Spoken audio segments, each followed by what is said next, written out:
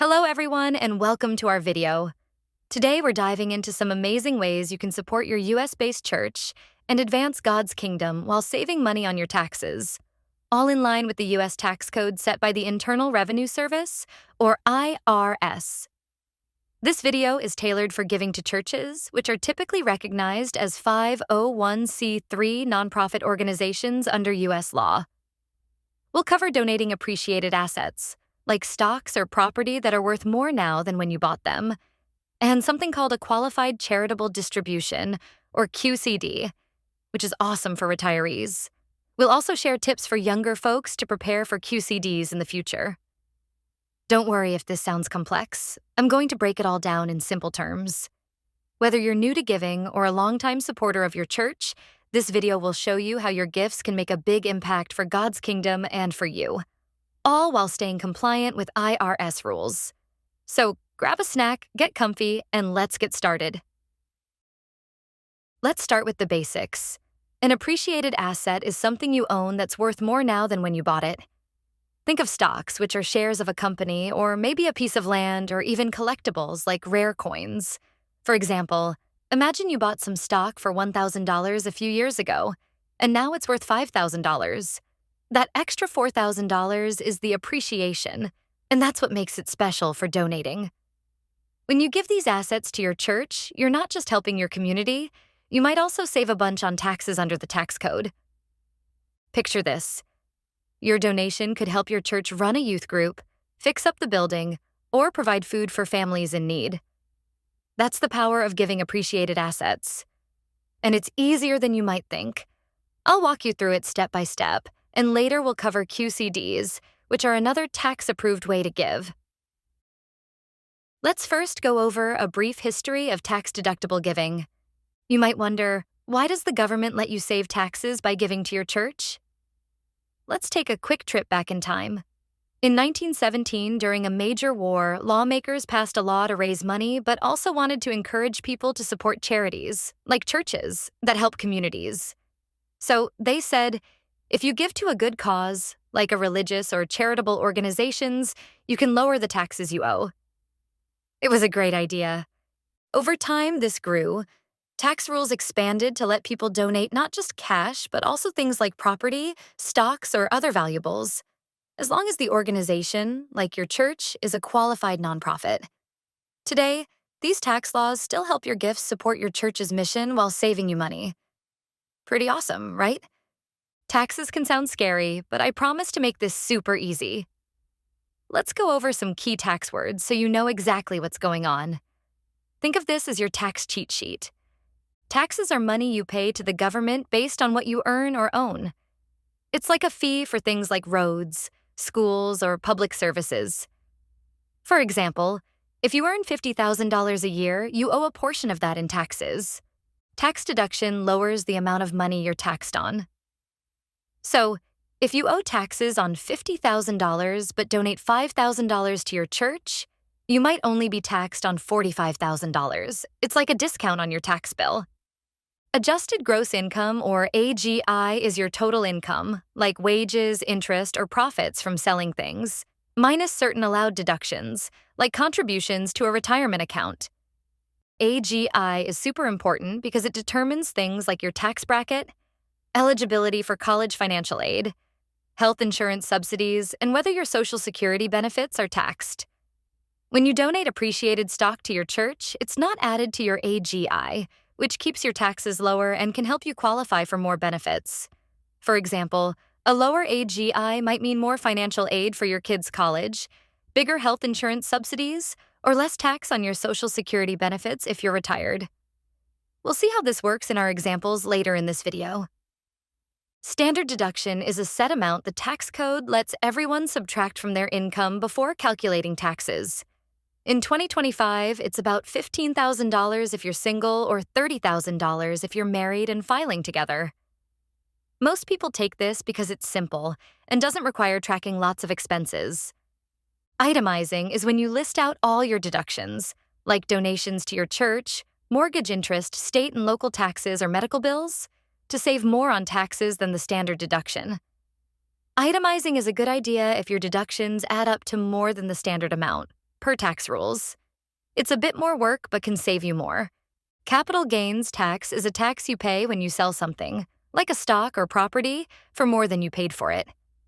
For example, if you bought a stock for $1,000 and sold it for $5,000, you might owe tax on the $4,000 profit. Donating that stock to your church can help you avoid this tax under tax rules. As a recap, appreciated assets are things like stocks or land that are worth more now than when you bought them. Giving them to your church can be a smart tax move. Qualified Charitable Distribution, or QCD, is a special tax-approved way for people 70 and a half or older to give money directly from their retirement account, like an IRA, to a qualified nonprofit, like your church, without paying taxes on it. We'll dive into this more later. Don't worry if it's a lot. We'll see these terms in action with examples soon.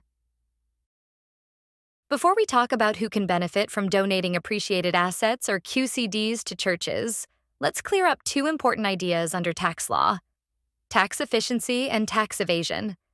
These sound similar, but they're very different, and it's super important to know the difference, especially as people of faith. In the Bible, Jesus himself gives us guidance on this. In Mark 12:17, when asked about paying taxes, Jesus said, "Give to Caesar what belongs to Caesar, and give to God what belongs to God." This means we should honor our responsibilities to the government, like paying taxes, while also giving to God's work, like supporting your church. Donating appreciated assets or using QCDs are ways to do both. Tax efficiency is when you use legal, tax-approved strategies to pay less in taxes. It's like finding a coupon for your favorite store. Totally okay. And encouraged. Donating appreciated stock to your church is a perfect example of tax efficiency. When you give a stock that's gone up in value, you avoid capital gains tax. And if you itemize, you may get a tax deduction for the stock's current value, up to 30% of your AGI per tax limits for qualified nonprofits like churches. This deduction reduces your taxable income, not your AGI directly, but keeps the donation out of your AGI, which helps keep your taxes lower and can boost things like college financial aid or health insurance subsidies. Using a QCD is another efficient way, which we'll cover soon. These are 100% legal under tax law and follow rules to encourage giving to charities like your church. It's a win-win. You save on taxes, which is giving to Caesar what's due, and you give generously to God's work through your church. Tax evasion is when someone tries to hide money or lie to avoid paying taxes. It's illegal and can lead to big trouble, like fines or even jail. For example, hiding income or making up fake donations to a church is tax evasion. That's not what we're talking about here, and it's not what Jesus taught. Donating appreciated assets or using QCDs to churches are honest, legal ways to give, and your church will give you a tax-compliant receipt to prove it's all above board. So, to sum it up, tax efficiency is playing by the tax rules to save money, and donating appreciated assets or using QCDs to churches are some of the best ways to do it, honoring Jesus' words in Mark 12:17 to give to both Caesar and God. Tax evasion is breaking tax laws, and we don't do that. Always talk to a tax professional or financial advisor to make sure you're following tax rules. But rest assured, these are smart, legal, and faithful moves. Now, let's talk to those of you who might earn less, maybe under $50,000 a year, or are living on a tight budget. You might think, this sounds great, but is it for me? The answer is a big yes. Even if you usually take the standard deduction because it's simpler, donating appreciated assets to your church can be a fantastic way to give. Here's why it's awesome under tax law. When you donate something like a stock, your church gets the full value of that asset.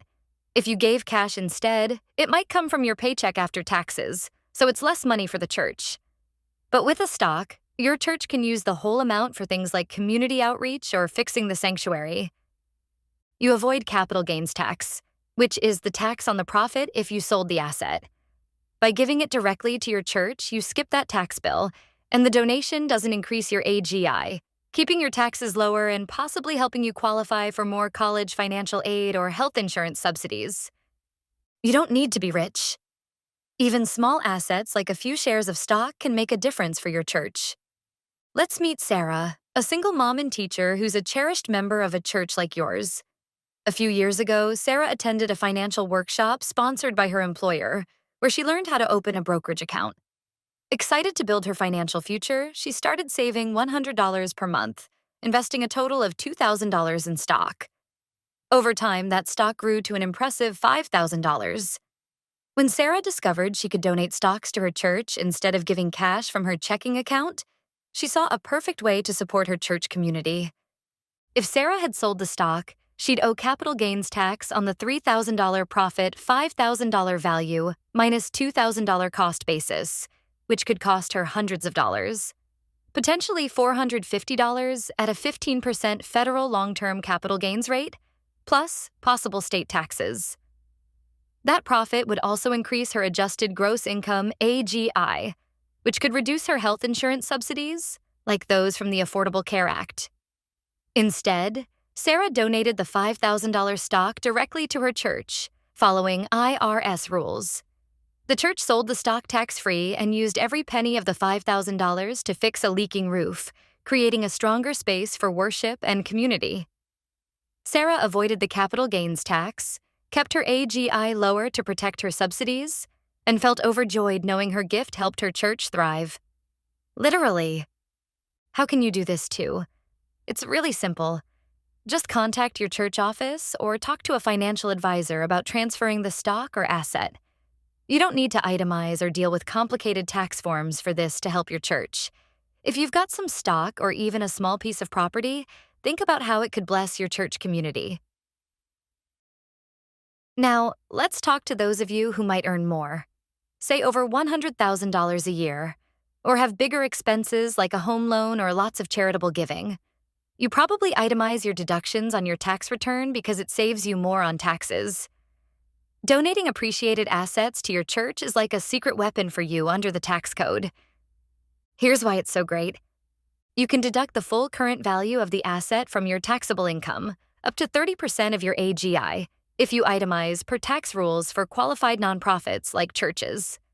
So, if you donate a stock worth $10,000, you might lower your taxable income by that full $10,000, which could save you thousands in taxes.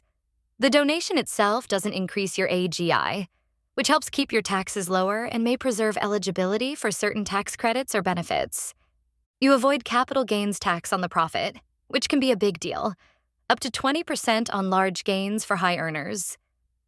It lets you give more to your church without selling the asset and paying taxes first, so your gift goes further. Let's meet John, a member of a church like yours. John runs a small business and has some stock he bought for $5,000 that's now worth $20,000. If he sold it, he'd owe capital gains tax on the $15,000 profit, which could be $3,000 or more depending on his income, and that profit would increase his AGI, possibly reducing his child's college financial aid or increasing taxes on his Social Security benefits. Instead, John donated the stock to his church, following tax guidelines. The church used the $20,000 to fund a new youth center, and John got to deduct the full $20,000 on his taxes, since he itemizes, saving him a ton. Plus, he avoided that capital gains tax and kept his AGI lower. It was a huge win for him and his church family. If you itemize, this is a no-brainer. Reach out to your financial advisor or your church office to set up the donation. You'll need a tax-compliant receipt for your taxes, and for non-stock donations over $5,000, the tax rules may require a qualified appraisal of the real estate or asset you're donating. Whether it's stocks, real estate, or other assets, this is a way to make your giving to your church go further while saving you money. Now, let's meet John and Linda, a retired couple who are beloved members of a church like yours. After years of hard work, they now enjoy a comfortable retirement in California, living off a $150,000 annual pension. A decade ago, they invested $10,000 in stock through a brokerage account, hoping to grow their savings. That investment has since soared to $30,000. When they learned they could donate stocks to their church instead of giving cash from their savings, they saw a meaningful way to support their church community. If John and Linda had sold the stock, they'd owe capital gains tax on the $20,000 profit, $30,000 value minus $10,000 cost basis. In California, long-term capital gains for stock held over 1 year are taxed at federal rates, 15% or 20% depending on income, and state rates, up to 13.3% for high earners. This could mean a tax bill of $6,000 or more, depending on their tax bracket. The $20,000 gain would also increase their adjusted gross income, AGI potentially pushing them into a higher Medicare Part B premium bracket or affecting other income-based benefits. Instead, they donated the $30,000 stock directly to their church, following IRS rules. The church sold the stock tax-free and used the full $30,000 to fund a Sunday school room, bringing joy and growth to the congregation. John and Linda avoided the capital gains tax, kept their AGI lower, and felt deeply fulfilled knowing their gift strengthened their church community. You might be wondering, should I take the standard deduction or itemize on my tax return? Let's break it down so you can see how donating appreciated assets to your church works for you, no matter which you choose. The standard deduction is the easy option most people pick, especially if you don't have a lot of deductions. In 2025, it's about $15,000 for singles or $30,000 for married couples filing together, per tax rules. If you take this, donating appreciated assets to your church is still great because your church gets the full value of the asset, and you avoid capital gains tax, which keeps that profit out of your AGI. This can help with things like college financial aid or health insurance subsidies. You won't deduct the donation on your taxes, but you're still helping your church more than if you gave cash. This is perfect for members with simple taxes. Itemizing is when you list out all your deductions, like donations to your church, mortgage interest, real estate taxes, state and local taxes, or medical expenses, to save more than the standard deduction. If your deductions add up to more than $15,000, single, or $30,000, married, itemizing is usually the way to go, per tax rules.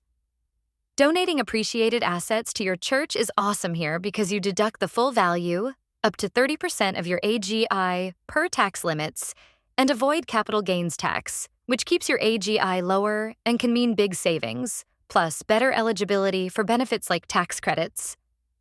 This is great for high-income members or those with lots of deductions. Here's a tip.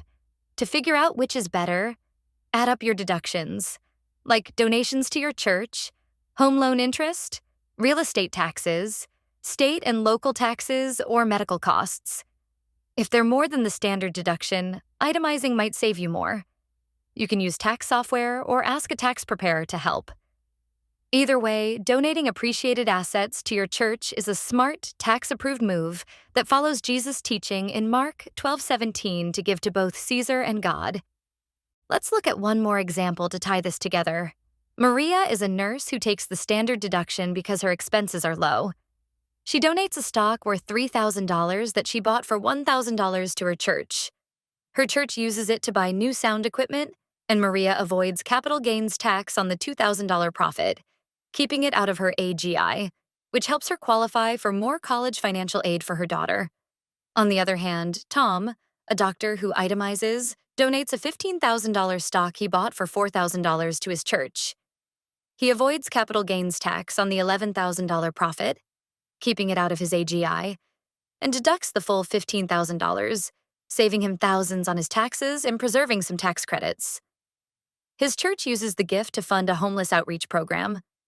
Same idea, different situations, but both help their churches and save on taxes in a legal, faithful way under tax law. Now, let's talk about another great way to give to your church, especially if you're 70 and a half or older. It's called a qualified charitable distribution, or QCD, which is a tax-approved way to donate money directly from your retirement account, like an IRA, to your church without paying taxes on it. Let's break it down. A QCD lets you give up to $108,000 per year in 2025 from your IRA directly to a qualified nonprofit, like your church, without counting it as income on your tax return. Normally, when you take money out of an IRA, it's added to your AGI, and you pay taxes on it. But with a QCD, the money goes straight to the church, it's not added to your AGI, and you don't owe taxes on it. which can reduce taxes on your Social Security benefits or increase health insurance subsidies. You need to be at least 70 and 1/2 years old and have an IRA or similar retirement account per tax rules. This is perfect for retirees who want to give generously while keeping their taxes low. A QCD is tax efficient under tax law. You avoid paying taxes on the money you give, which can lower your overall tax bill and keep your AGI lower, helping with things like Social Security benefit taxation. It can count toward your required minimum distribution, RMD, which is the amount the tax rules require you to take out of your IRA each year after age 73. Using a QCD means you meet this requirement without increasing your AGI or taxable income. It works even if you take the standard deduction because the donation isn't counted as income in the first place. Donating appreciated assets, like stocks, to your church helps you avoid capital gains tax and may give you a deduction if you itemize, up to 30% of your AGI per tax rules. QCDs are specifically for IRA money and are great for avoiding taxes on withdrawals, especially for retirees who don't itemize, by keeping the donation out of your AGI. Both are awesome ways to give under tax law. Here's an example. Betty is 75. She has to take $10,000 out of her IRA each year as her required minimum distribution, per tax rules.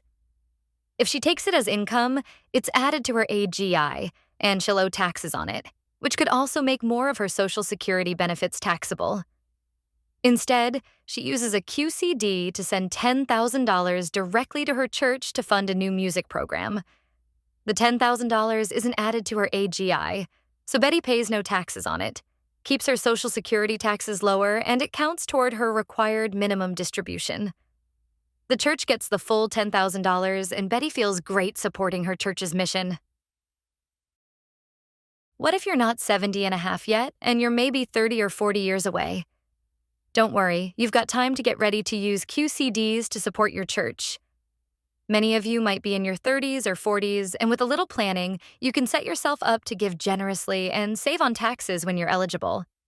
Let's talk about some easy steps you can take now, all while staying faithful to your giving. To use QCDs later, you need money in an IRA. Start contributing to a traditional IRA now, or roll over funds from a 401k if you switch jobs. In 2025, if you're 50 or older, you can put in up to $8,000 a year, thanks to special catch-up rules. Even $100 a month adds up over time, growing into a big gift for your church without raising your AGI later. Invest your IRA in things like low-cost index funds to grow its value safely. Think of it like the parable of the talents. Use what you have wisely to make more for God's work and for your own retirement. A bigger IRA means more tax-free giving to your church at 70 and a half. While you wait, donate stocks to your church, like we talked about earlier. This skips capital gains tax and saves cash to put into your IRA, setting you up for QCDs. It's like practicing for the big game. Then you can use your cash in your savings account for emergencies. Build a habit of giving to your church now, as Jesus encourages us to be generous. This gets you ready to use QCDs as a natural part of your faith later. 2 Corinthians 9:7 says, "Each of you should give what you have decided in your heart to give. You shouldn't give if you don't want to. You shouldn't give because you are forced to. God loves a cheerful giver." Here's an example. Lisa is 55 and a nurse at a church like yours. She wants to use QCDs when she's 70 and a half. Right now, she puts $200 a month into her IRA, which could grow to $90,000 by 73. She also donates a $1,000 stock to her church today, avoiding capital gains tax and saving cash to boost her IRA. Her church uses the stock to fund a kids program, and Lisa's on track to give big tax-free gifts later, keeping her AGI low to save on Social Security taxes. She's planning now to bless her church then. God loves it when we prioritize Him. As Matthew 6:33 says, "Seek the kingdom of God above all else and live righteously, and He will give you everything you need." How do you start? Talk to a financial advisor to set up or grow your IRA and check with your church about future IRA donations. Pray about your giving, asking God to guide your plans. Taking these steps now will help you give generously to your church later, all while saving on taxes. Ready to give this a try?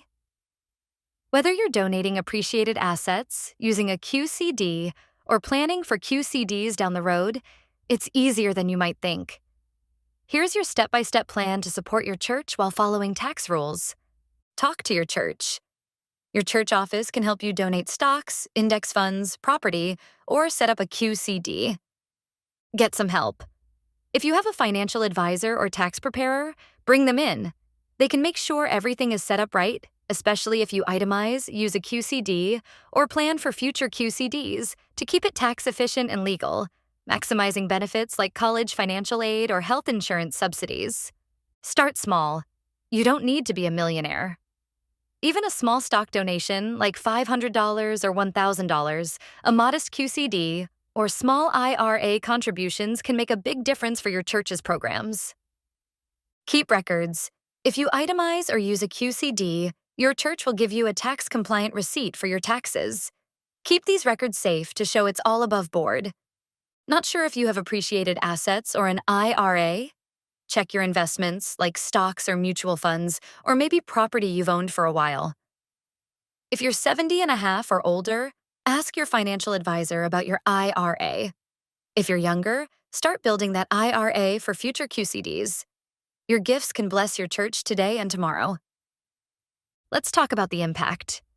Imagine your donation, whether it's a stock, property, a QCD, or planning for future gifts, helping your church serve meals to those in need, send kids to summer camp, or repair the building for worship. Every gift, big or small, helps your church live out its mission to love and serve others. And the tax savings from doing it efficiently, by keeping donations out of your AGI or avoiding capital gains tax, can help you qualify for more college financial aid, lower health insurance costs, or reduce taxes on Social Security benefits. That's a bonus that lets you give even more, all while following Jesus' words to give to Caesar and to God. Wow, we've covered a lot today, haven't we?